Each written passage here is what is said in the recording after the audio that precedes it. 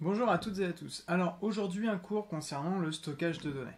Donc là c'était un exercice qui était dédié au niveau de 6e. Donc on va pas aller très très loin en termes de connaissances, on va juste aborder quelques notions de vocabulaire et un peu comprendre l'univers du stockage. Alors dans cette activité, dans cet exercice, je vous avais donné que deux questions. La première question c'était de me dire la différence entre un stockage local et un stockage dit à distance. D'accord? Donc voir un peu tout ça. Et la deuxième question, c'était un visuel, par exemple, si on ouvrait une clé USB ou un disque dur sur un ordinateur, le visuel de l'intérieur de nos dossiers. D'accord? Donc là, c'est le dernier exercice, c'était juste pour aborder des notions de vocabulaire. Alors déjà, lorsqu'on parle de stockage de données, ben déjà, qu'est-ce que du stockage? Du stockage, c'est simple. En fait, c'est un lieu où l'on peut déposer, reprendre, modifier des dossiers, des fichiers, des photos et ainsi de suite. Donc c'est vraiment un lieu de stockage, c'est-à-dire que tout ce que l'on fait ne va pas disparaître.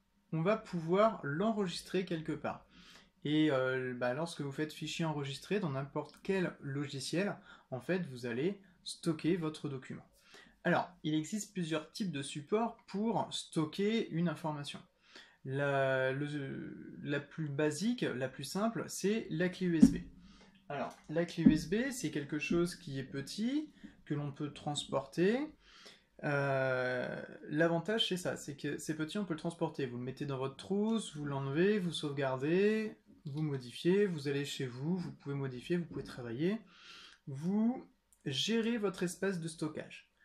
Donc ça, c'est un espace de stockage. Ok?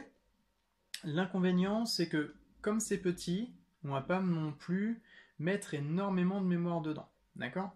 Donc faites très attention. En termes de mémoire, une clé USB peut être assez limitée. Il ne faut pas mettre non plus 50 000 photos dedans ou 50 000 vidéos dedans.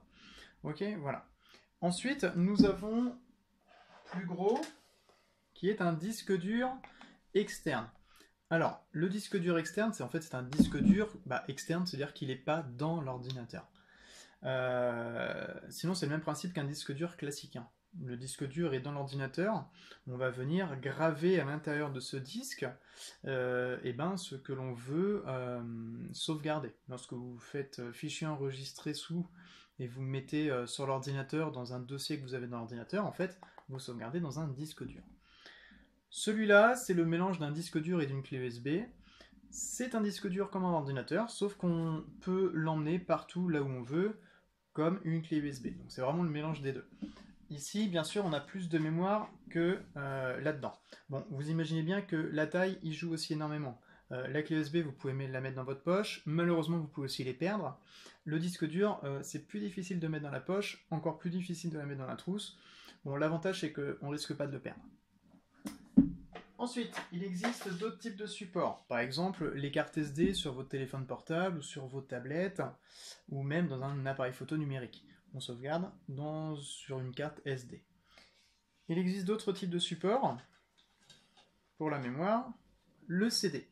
Alors en fait, le CD, lorsque vous gravez un CD, par exemple pour mettre des photos à l'intérieur et ainsi de suite, vous allez en fait graver l'intérieur de ce CD. En fait, vous allez faire des petits creux à l'intérieur de ce disque qui lui va tourner. Alors là, bien sûr, on peut pas voir, c'est difficile de voir, et encore, vous voyez peut-être une petite couronne à l'intérieur. En fait, ce CD, il n'a pas été gravé à 100%. Je ne sais pas si vous arrivez à voir une toute petite couronne d'à peu près un petit centimètre là, qui est tout autour. Je vais essayer de jouer avec la lumière pour que vous puissiez le voir, mais c'est assez difficile à voir. On voit un tout petit peu là, ça s'arrête là, de là à là. Et en fait, le disque, il est gravé par rapport à là. D'accord? Alors, le CD, c'est comme la clé USB. L'inconvénient, c'est qu'il va être limité en termes de stockage. Donc, il existe un autre type de support comme ça, en CD, c'est le DVD. Cherchez les mots.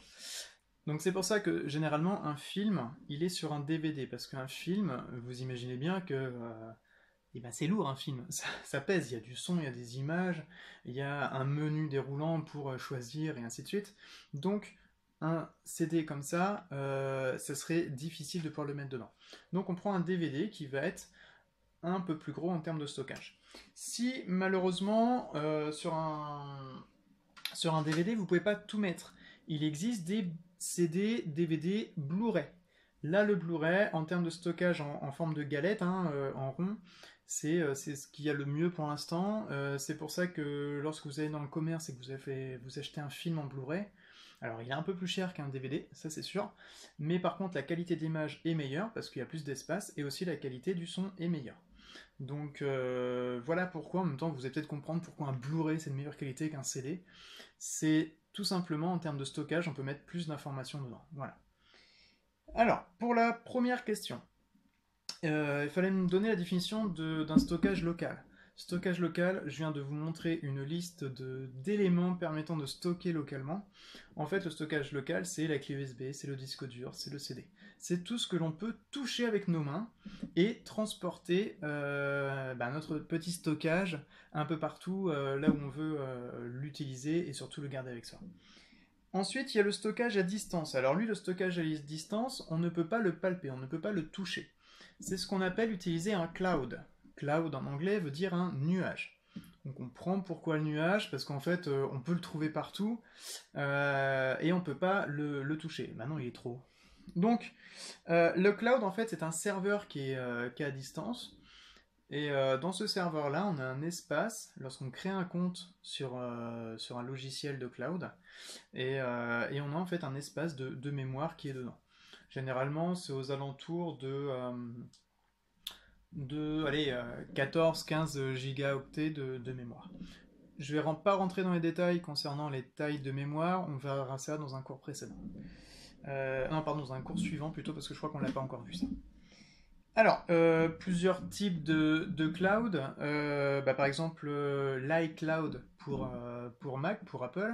On a le Google Drive pour Google.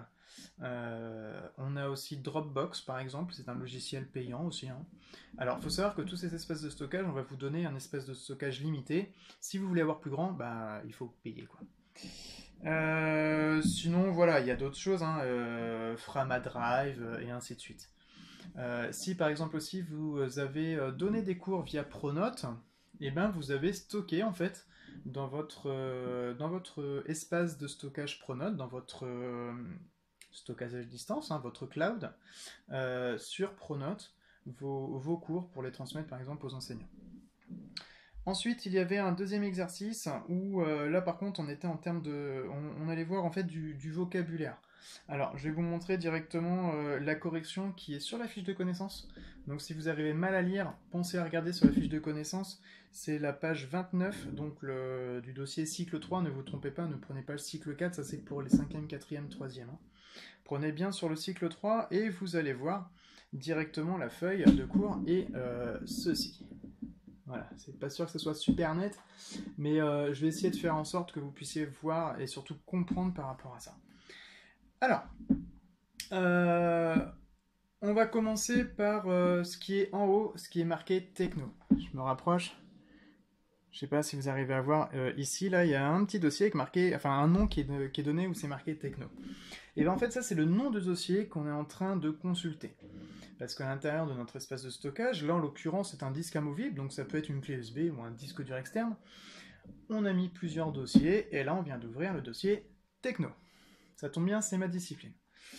Ensuite, pour savoir si c'était une clé USB ou si on est sur un espace d'un ordinateur, et ben on regarde ici, là, et on voit là notre disque qui est le H, ça s'appelle un disque amovible. Donc là nous avons le nom de l'unité de stockage, et on appelle ça la racine du stockage. En fait la racine c'est là où il est vraiment sauvegardé. Par exemple, ça, si je le mets dans l'ordinateur, ça va marquer disque amovible. Alors le H c'est sur le nom du port, ça peut être H, ça peut être B, A, C, tout va dépendre de la lettre et du nombre de ports USB que vous avez sur votre ordinateur. Et voilà, et donc en fait on va interroger ce qu'il y a à l'intérieur. Ensuite, tous les petits dossiers qui sont ici à l'intérieur de H, on voit qu'il y en a qui sont alignés et d'autres qui ne sont pas alignés. Ceux qui sont alignés, ce sont des dossiers. Ceux qui ne sont pas alignés, ce sont des dossiers dans des dossiers. On appelle ça des sous-dossiers. Voilà. Et donc ça, on appelle ça une arborescence. Ok? Ensuite, nous avons ici en fait une liste, hein, on voit bien plusieurs documents devant nous. Donc c'est une liste de fichiers contenus dans le dossier technologie. Voilà, donc ça c'est pas très difficile quand même pour celui-là. Et enfin, pour savoir où est-ce qu'on a été dans notre clé USB ou notre disque dur externe, pour aller dans notre document, dans notre dossier techno, et ben ici nous avons disque amovible H, collège, le dossier collège et le dossier techno. Donc ça on appelle ça le chemin d'accès au fichier. Et là j'ai même mis activité 2.1. Pourquoi? Parce que, je sais pas si vous voyez ici, l'activité 2.1 est ici là. Hop, je vais essayer de zoomer. Et il est grisé. Ça veut dire que là, on va ouvrir, ou on a ouvert donc le document, l'activité 2.1. Voilà, alors, ce qu'il faut retenir, c'est que dès sa création, il est important d'enregistrer un document. Ça, il faut faire très attention. Et lorsque vous enregistrez un document, vous faites fichier, enregistrer sous. Ensuite, donc là, vous allez créer le nom du fichier. Ici, le nom du fichier, j'ai donné un exemple, c'était marqué activité 2-1. Donc ça, c'est le nom du fichier. Et après, vous allez choisir dans l'arborescence, là où vous voulez le mettre. Si vous avez créé des dossiers, et ça je vous conseille d'ailleurs de créer des dossiers, parce que plus vous allez faire de documents, plus vous allez les sauvegarder, plus ils vont être sauvegardés n'importe comment.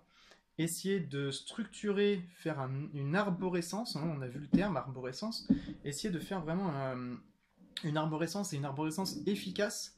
Faites par exemple collège, sixième, après vous déclinez à l'intérieur, vous faites des sous-dossiers de différentes matières, hein, d'accord, vous travaillez en lien avec l'informatique, et après vous mettez dedans. Comme ça, si vous voulez revoir un cours de sixième, ou peut-être que l'année prochaine, comme vous serez en cinquième, vous voulez récupérer un cours de sixième que vous avez fait, et ben vous irez dans votre espace de stockage, votre clé USB disque dur, vous allez cliquer sur collège, sixième, pourquoi pas un devoir de maths ou un devoir de techno, donc vous allez dans le dossier correspondant et vous allez vite retrouver votre dossier et votre fichier. D'accord? Par contre, mettez bien aussi un titre à votre document, ça sera plus simple aussi, parce que si vous avez plein de documents, par exemple Word ou OpenOffice Writer et ainsi de suite, ça va être difficile pour vous de savoir, mais c'est quoi ce document, si vous ne donnez pas un nom clair. Donnez vraiment un nom clair à ce que vous faites. Si c'est évolution sur le vélo, bah vous marquez évolution du vélo. Voilà, au moins comme ça vous allez savoir au premier coup d'œil ce que c'est. Ensuite, faites très attention vraiment au mode de stockage aussi. Lorsque vous sauvegardez là-dessus sur des clés USB ou sur un disque dur, faites très attention parce que ça reste de la technologie et ça reste surtout des composants électroniques. Ça ne dure pas à vie. Donc si vous mettez des dossiers, des fichiers très importants que vous voulez garder absolument, pensez à faire ce qu'on appelle une double sauvegarde. Par exemple, moi j'ai deux disques durs externes. J'ai celui-là et un autre qui est identique. Si celui-là est lâche, je sais très bien que j'en ai un autre où je peux retrouver mes cours dedans. Et forcément, ça me laissera le temps de racheter un autre disque dur et puis voir. C'est rare que deux disques durs ou que deux clés USB cassent au même moment. Donc ça laisse le temps un peu de retomber un peu sur nos pieds. D'accord? Parce que ça n'a pas une durée de vie, comme je vous ai dit, très illimitée. Donc faites très très attention. Ensuite, un CD. Un CD, il faut savoir que c'est fait de matière organique. Donc ça va durer plus longtemps qu'une clé USB, qu'un DVD, qu'un disque dur externe. Mais ça a une durée de vie de tête, je crois que c'est une vingtaine d'années. C'est-à-dire que déjà, c'est déjà pas mal, hein, on fait pas non plus n'importe quoi. Mais au bout d'une vingtaine d'années, si mes souvenirs sont bons, mais à vérifier quand même au niveau de la vingtaine d'années, je vais pas non plus vous dire de bêtises, mais je crois que c'est à peu près ça. Et ben en fait, on commence à avoir des défauts concernant certains fichiers où le fichier ne pourra plus s'ouvrir parce que lorsqu'on a gravé, ben on a peut-être rayé avec nos doigts en le prenant. Donc on a peut-être, sans faire exprès, en fait supprimé un dossier ou supprimé l'accès à un dossier parce que notre lecteur CD va pas pouvoir lire, il va pas comprendre en fait ce qu'il arrive à voir. Donc il va y avoir un bug, l'image ne va pas s'ouvrir, si vous cliquez sur une photo, elle va être toute noire. Donc voilà, on commence en fait à toucher quelque chose là d'organique, donc il faut faire très attention parce qu'il peut bien sûr se détériorer avec le temps. Mais c'est quand même un espace de stockage, le CD, DVD, Blu-ray et ainsi de suite, qui est quand même qui dure un peu plus dans le temps parce que c'est quelque chose une technologie qui est un peu plus, qui est moins complexe en fait que la clé USB ou le disque dur externe. Voilà. Donc faites très attention à ça, pensez aussi à faire une double sauvegarde, et pensez à bien structurer vraiment tous vos dossiers avec des sous-dossiers, des répertoires différents, pour pouvoir donc que ça soit plus facile pour vous de retrouver un document. Voilà, j'espère que ça vous a plu, j'espère que maintenant vous avez compris tout ce qui est lié au stockage de données, et je vous dis à une prochaine. Au revoir.